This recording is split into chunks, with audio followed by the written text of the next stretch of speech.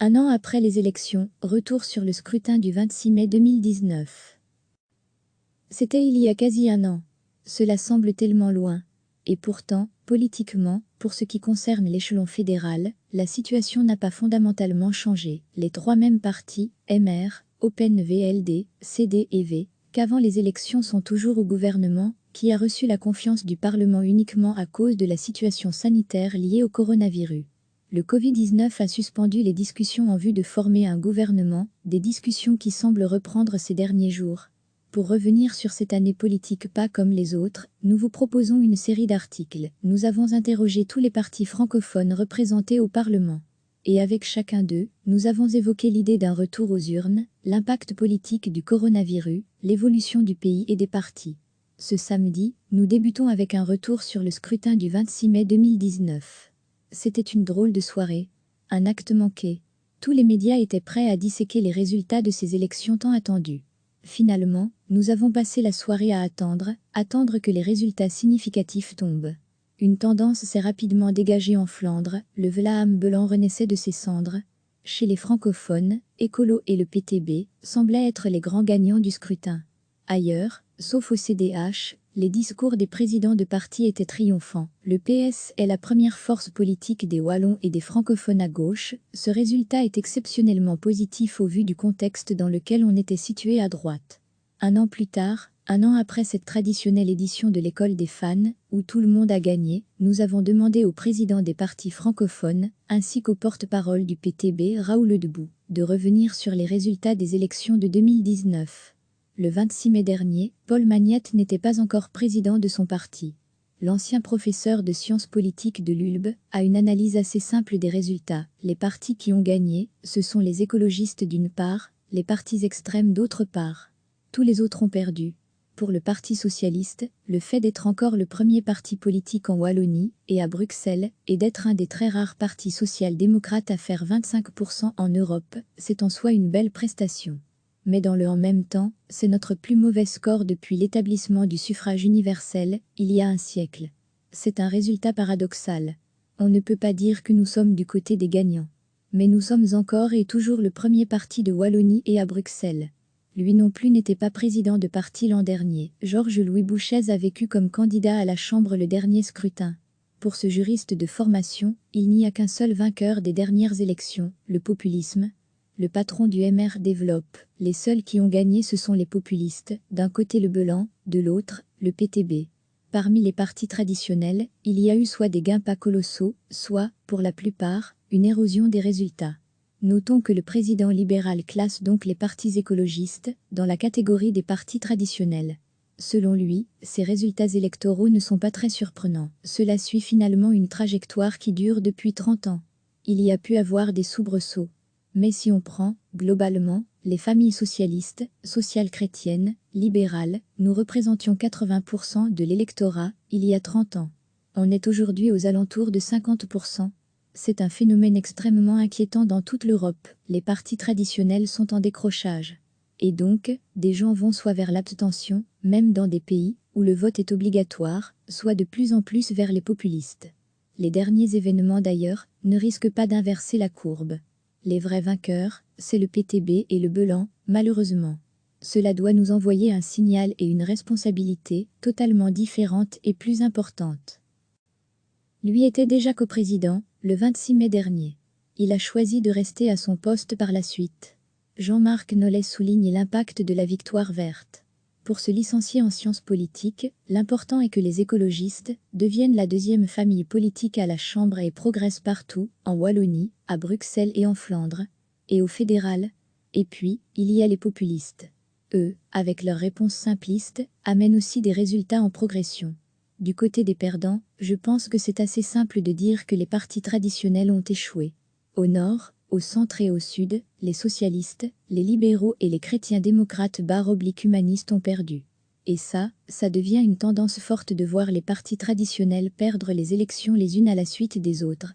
Pour le coprésident d'Écolo, cette baisse structurelle des grandes familles politiques fait le jeu de ses couleurs. Avec la perte des partis traditionnels, cela oblige les formations classiques à ouvrir leur réflexion davantage et peut-être à prendre en considération, comme ça a été le cas en Wallonie et à Bruxelles, la place des écologistes et le résultat électoral.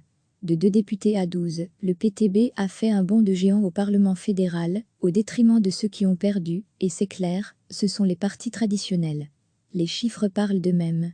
Ce n'est pas spécifiquement belge, dans toute l'Europe, on a vu un vote sanction, chez nous, cela a pris les couleurs de gauche avec un vote, assez rebelle, pour le PTB, côté francophone, avec la percée qu'on a connue. Et une première percée, en Flandre, avec 4 députés. C'est un signal très fort. Pour se licencier en sciences botaniques, les accusations de populisme envers le PTB n'ont pas de sens. Selon Raoul Debout, les autres partis refusent de faire une analyse intellectuelle un peu sérieuse des causes de leur défaite. Le populisme, c'est un gros mot fourre-tout pour étouffer le débat. Alors que c'est faux, ce n'est pas le populisme qui a gagné, c'est plutôt les voix populaires. Le PTB, avec ses 12 députés, a fait rentrer des ouvriers. Une partie de la classe populaire a pu retrouver la place qui lui revient, d'être dans l'hémicycle qui la représente. Débarqué à la tête du CDH à la fin du mois de janvier, après le départ surprise de Benoît Lutjean, Maxime Prévost n'a pu que constater, ce qui n'était guère une surprise, le CDH souffre électoralement. Son parti et les autres aussi, ceux qui ont manifestement gagné, et je le regrette, ce sont les formations d'extrême, de gauche comme de droite. C'est incontestable. Les formations politiques qui ont su se consolider, malgré tout, sont celles qui favorisent le repli identitaire. Ce qui fait que la NVA reste cette force politique dans l'enceinte parlementaire. Donc, ce sont a priori des formations qui compliquent la résolution de certaines équations politiques, plutôt que celles qui en facilitent le résultat, qui ont hélas bénéficié du soutien le plus massif des citoyens. On ne doit pas condamner ce vote, parce qu'il a été légitimement et démocratiquement exprimé. Il doit surtout amener les formations politiques à balayer devant leurs portes, à faire œuvre d'humilité, et à voir alors comment rectifier la force de nos propositions, les éléments de langage, tout en évitant la caricature, pour offrir quelque chose qui soit positif. Maxime Prévost constate que les partis traditionnels n'enchantent plus guère les citoyens. Probablement qu'on a été des porteurs de recettes qui apparaissent périmées, éculées, qu'on n'est plus en capacité, malgré le renouvellement des visages et des générations, de donner suffisamment confiance d'être dans la capacité d'apporter des idées novatrices. Raison pour laquelle le CDH va se transformer dans les mois et années à venir. Avec ces 2 députés, Défi a réussi à se maintenir. Pour François de Smay, qui abordait sa première campagne électorale, dans la peau d'un candidat, avant de prendre la tête de son parti 6 mois plus tard, le résultat est encourageant. Pour ce philosophe, les gagnants sont à aller chercher du côté d'Écolo et du PTB. Les perdants sont le Parti socialiste, le MR et le CDH. Nous, on est dans un entre-deux. On ne peut pas dire qu'on a gagné les élections, même si on a fait un petit progrès en Wallonie. Objectivement, on ne peut pas dire qu'on a perdu, quand on regarde le score des autres. On s'est maintenu, ce qui veut dire que ce n'est pas assez, on peut avoir plus d'exigences. On a un score intéressant à Bruxelles, en partant à l'aventure, avec des petits nouveaux comme moi, et sans Olivier Minguin.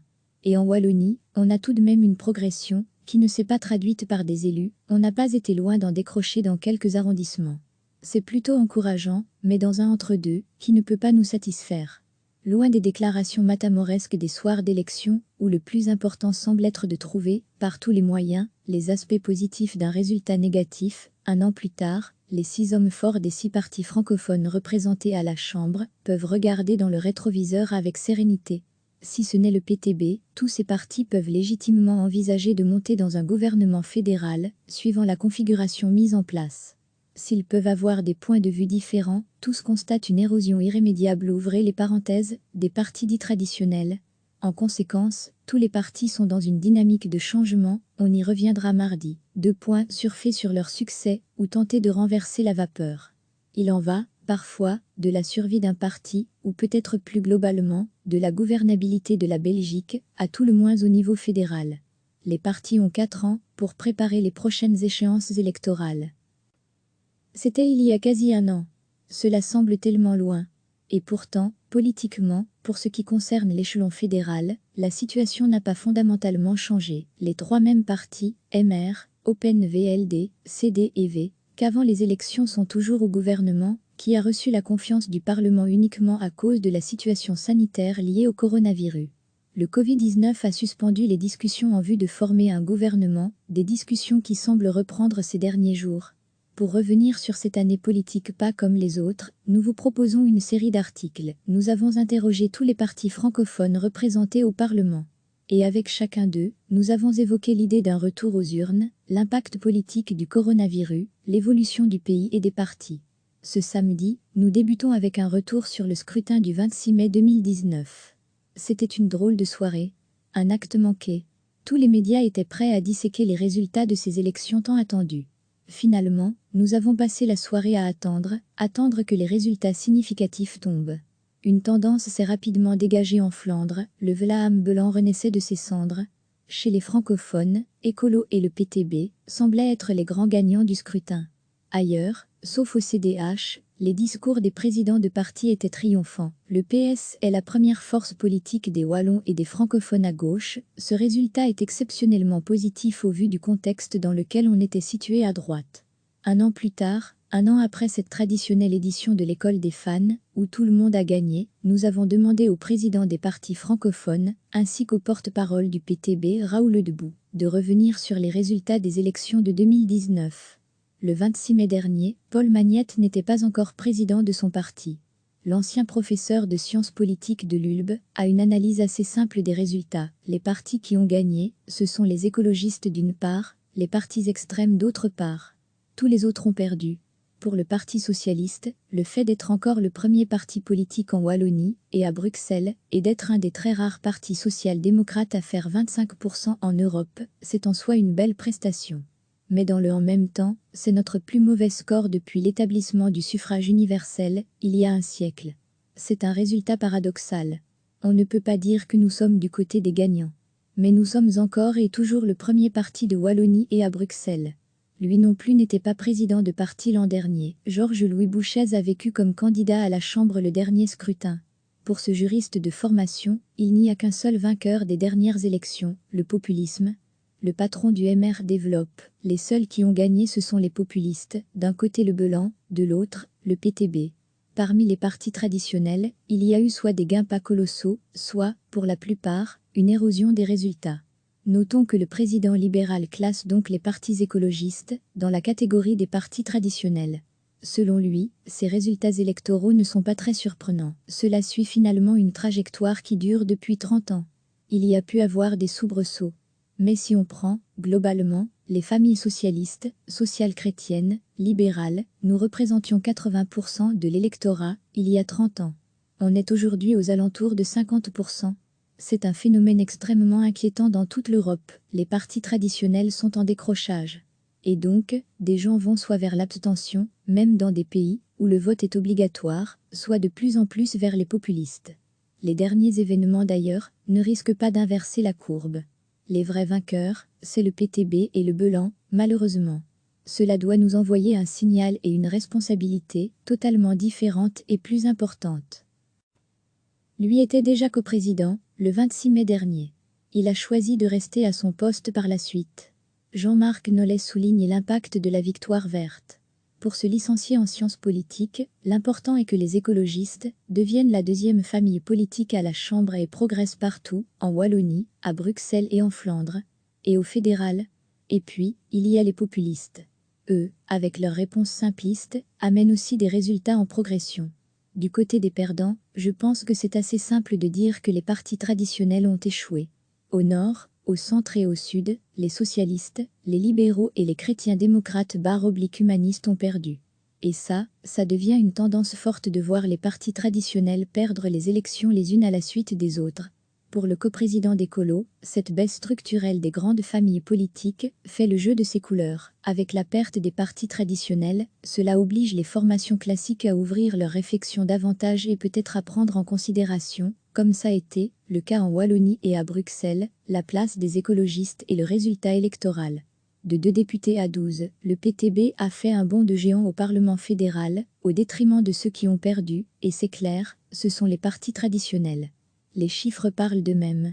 Ce n'est pas spécifiquement belge, dans toute l'Europe, on a vu un vote sanction, chez nous, cela a pris les couleurs de gauche avec un vote, assez rebelle, pour le PTB, côté francophone, avec la percée qu'on a connue. Et une première percée, en Flandre, avec 4 députés. C'est un signal très fort. Pour se licencier en sciences botaniques, les accusations de populisme envers le PTB n'ont pas de sens. Selon Raoul Debout, les autres partis refusent de faire une analyse intellectuelle un peu sérieuse des causes de leur défaite. Le populisme, c'est un gros mot fourre-tout pour étouffer le débat. Alors que c'est faux, ce n'est pas le populisme qui a gagné, c'est plutôt les voix populaires. Le PTB, avec ses 12 députés, a fait rentrer des ouvriers. Une partie de la classe populaire a pu retrouver la place qui lui revient, d'être dans l'hémicycle qui la représente. Débarqué à la tête du CDH à la fin du mois de janvier, après le départ surprise de Benoît Lutjean, Maxime Prévost n'a pu que constater, ce qui n'était guère une surprise, le CDH souffre électoralement. Son parti et les autres aussi, ceux qui ont manifestement gagné, et je le regrette, ce sont les formations d'extrême, de gauche comme de droite. C'est incontestable. Les formations politiques qui ont su se consolider, malgré tout, sont celles qui favorisent le repli identitaire. Ce qui fait que la NVA reste cette force politique dans l'enceinte parlementaire. Donc, ce sont a priori des formations qui compliquent la résolution de certaines équations politiques, plutôt que celles qui en facilitent le résultat, qui ont hélas bénéficié du soutien le plus massif des citoyens. On ne doit pas condamner ce vote, parce qu'il a été légitimement et démocratiquement exprimé. Il doit surtout amener les formations politiques à balayer devant leurs portes, à faire œuvre d'humilité, et à voir alors comment rectifier la force de nos propositions, les éléments de langage, tout en évitant la caricature, pour offrir quelque chose qui soit positif. Maxime Prévost constate que les partis traditionnels n'enchantent plus guère les citoyens. Probablement qu'on a été des porteurs de recettes qui apparaissent périmées, éculées, qu'on n'est plus en capacité, malgré le renouvellement des visages et des générations, de donner suffisamment confiance d'être dans la capacité d'apporter des idées novatrices. Raison pour laquelle le CDH va se transformer dans les mois et années à venir. Avec ses 2 députés, Défi a réussi à se maintenir. Pour François de Smet, qui abordait sa première campagne électorale, dans la peau d'un candidat, avant de prendre la tête de son parti 6 mois plus tard, le résultat est encourageant.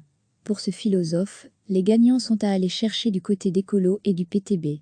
Les perdants sont le Parti socialiste, le MR et le CDH. Nous, on est dans un entre-deux.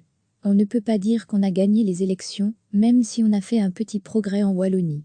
Objectivement, on ne peut pas dire qu'on a perdu, quand on regarde le score des autres. On s'est maintenu, ce qui veut dire que ce n'est pas assez, on peut avoir plus d'exigences. On a un score intéressant à Bruxelles, en partant à l'aventure, avec des petits nouveaux comme moi, et sans Olivier Minguin. Et en Wallonie, on a tout de même une progression, qui ne s'est pas traduite par des élus, on n'a pas été loin d'en décrocher dans quelques arrondissements. C'est plutôt encourageant, mais dans un entre-deux, qui ne peut pas nous satisfaire. Loin des déclarations matamoresques des soirs d'élection, où le plus important semble être de trouver, par tous les moyens, les aspects positifs d'un résultat négatif, un an plus tard, les 6 hommes forts des 6 partis francophones représentés à la Chambre peuvent regarder dans le rétroviseur avec sérénité. Si ce n'est le PTB, tous ces partis peuvent légitimement envisager de monter dans un gouvernement fédéral, suivant la configuration mise en place. S'ils peuvent avoir des points de vue différents, tous constatent une érosion irrémédiable ouvrez les parenthèses, des partis dits traditionnels. En conséquence, tous les partis sont dans une dynamique de changement, on y reviendra mardi. 2 points surfer sur leur succès ou tenter de renverser la vapeur. Il en va, parfois, de la survie d'un parti, ou peut-être plus globalement, de la gouvernabilité de la Belgique, à tout le moins au niveau fédéral. Les partis ont 4 ans pour préparer les prochaines échéances électorales. Cliquez sur s'abonner pour recevoir les dernières nouvelles.